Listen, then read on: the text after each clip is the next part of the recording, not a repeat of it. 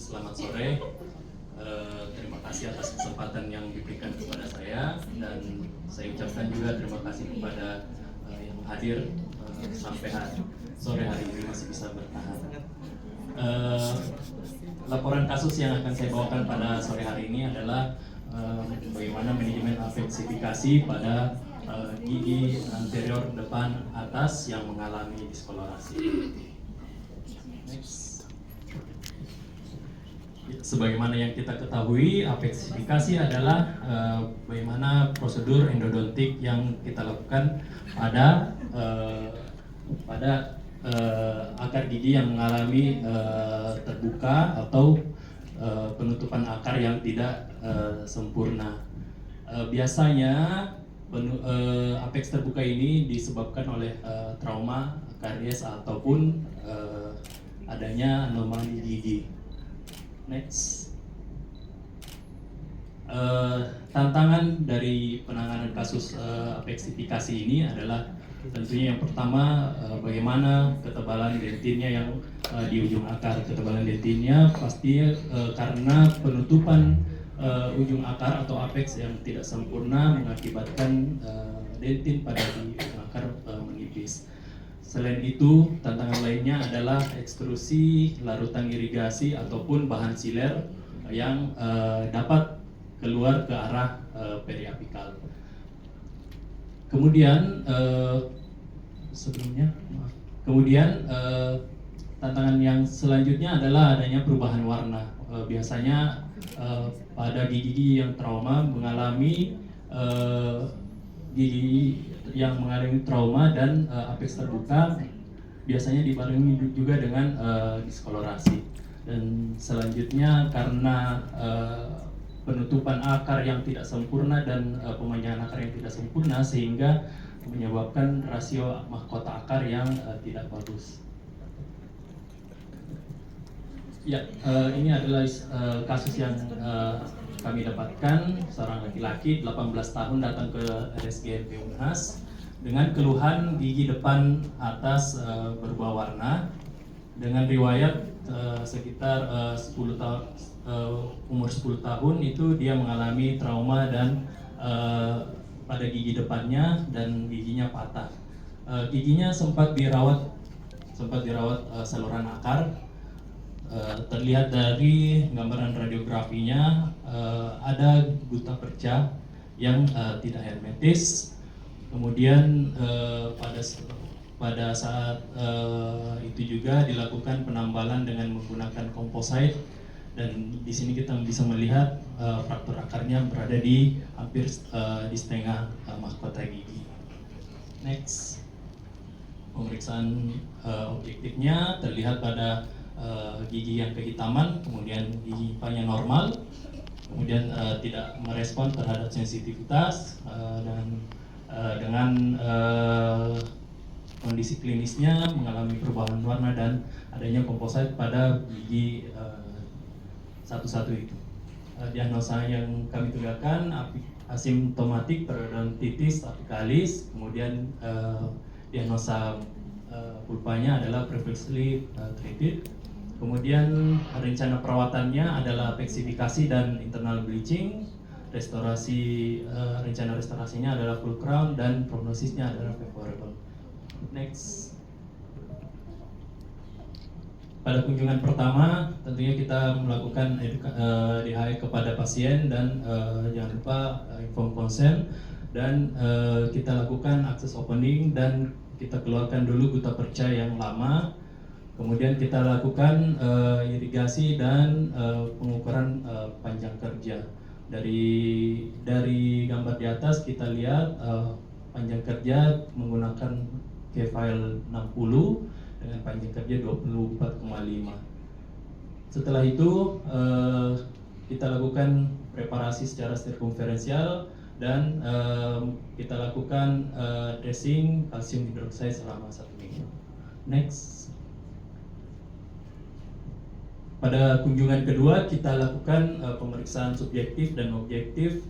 Pasien tidak ada mengalami keluhan. Dari ronsen fotonya juga kita melihat bahwa adanya pengurangan lesi di periapikal, Oleh karena itu kita lakukan apeksifikasi dengan menggunakan MTA, plugging MTA di ujung akar sepanjang 4 mm.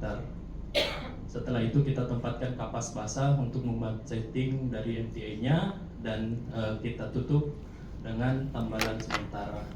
Pada kunjungan berikutnya di ujung sebelumnya kita lakukan obturasi saluran akar dengan menggunakan termoplastik dan ditutup dengan RMJC pada cervicalnya.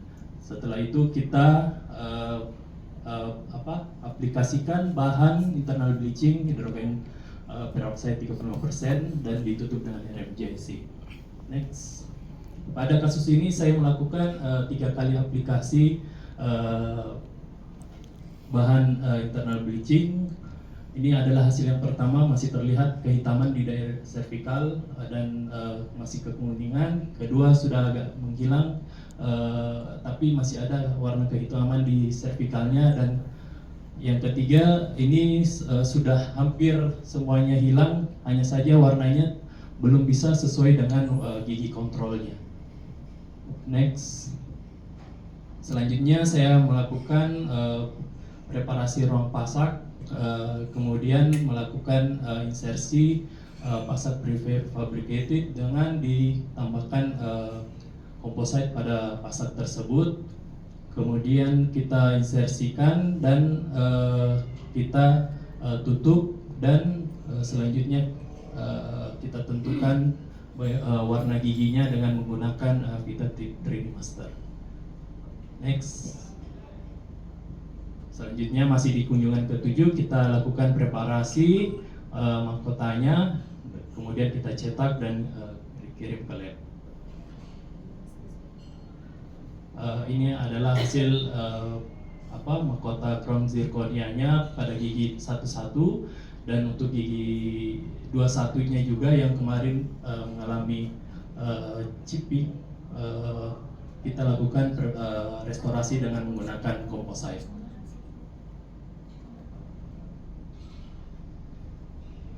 Ya, sebagaimana kita ketahui yang saya jelaskan tadi, etiologi dari apex terbuka ini ada berbagai macam. Biasanya bermulai dari karies atau trauma ataupun dari gigi anomali. Adanya ketiga penyebab ini biasanya menyebabkan sel epithelial hairs yang ada di apikal itu terhenti pertumbuhannya, penutupannya, sehingga penutupan akar yang ada di ujung itu berhenti perkembangannya. Biasanya epithelial hairs ini ada di gigi yang sedang berkembang 3 tahun setelah gigi erupsi. Penggunaan bahan apeksifikasi yang saya gunakan di sini menggunakan MTA karena pada MTA ini memberikan penutupan obturasi yang cepat dan dapat membentuk apical barrier-nya. Kemudian dia juga dapat menstimulasi pelepasan sitokin, kemudian kemampuan penutupan apexnya juga bagus dan biocompatible, serta ada antibakterinya juga dan radio opak. Sebelumnya biasanya digunakan bahan-bahan seperti kalsium hidroksida, tapi bahan kalsium hidroksida membutuhkan waktu yang cukup lama untuk membentuk apical barrier. Kemudian pada kasus ini juga terjadi diskolorasi, di mana prosesnya sedemikian rupa, di mana terjadi pelepasan zat besi dari sel darah merah, kemudian berinteraksi dengan bahan mikroorganisme di bakteri di dalam saluran akar, sehingga melepaskan perisulfat dan mengakibatkan gigi hasil produknya itu berpenetrasi ke dalam tubulus intestinalis yang mengakibatkan gigi berwarna abu-abu kehitaman. Di kasus ini juga saya menggunakan walking bleaching teknik karena lebih mudah dalam memberikan hasil mencapai warnanya, dan lebih efektif karena kita hanya menempatkan bahan bleaching ke dalam gigi dan ditutup dengan RMIC. Kemudian resiko dari resorpsi eksternalnya lebih sedikit, dan tujuan utama dari bleaching yang saya lakukan itu untuk menghindari bayangan hitam di daerah servikal yang dapat mengganggu restorasi akhir nanti. Kemudian kami menggunakan pasap prefabricated karena pada kasus ini tidak membutuhkan perubahan inklinasi gigi dan sisa jaringannya yang cukup banyak. Kemudian pasak ini juga memiliki modulus elastisitas yang hampir menyerupai dengan dentin sehingga dapat mencegah gigi patah. Sedangkan restorasinya kita menggunakan zirconia karena zirconia sebagaimana yang kita ketahui dapat memberikan warna yang cukup bagus dan mendapatkan ketahanan juga yang lebih baik dibandingkan bahan yang lainnya. Kesimpulan, open access perawatan apex terbuka dengan menggunakan MTA itu memberikan hasil yang bagus dan memuaskan karena memberikan jangka waktu perawatan yang lumayan sangat singkat dibandingkan kita menggunakan kalsium hidroksida. Ya, sekian dari presentasi saya ucapkan terima kasih. Assalamualaikum warahmatullahi wabarakatuh.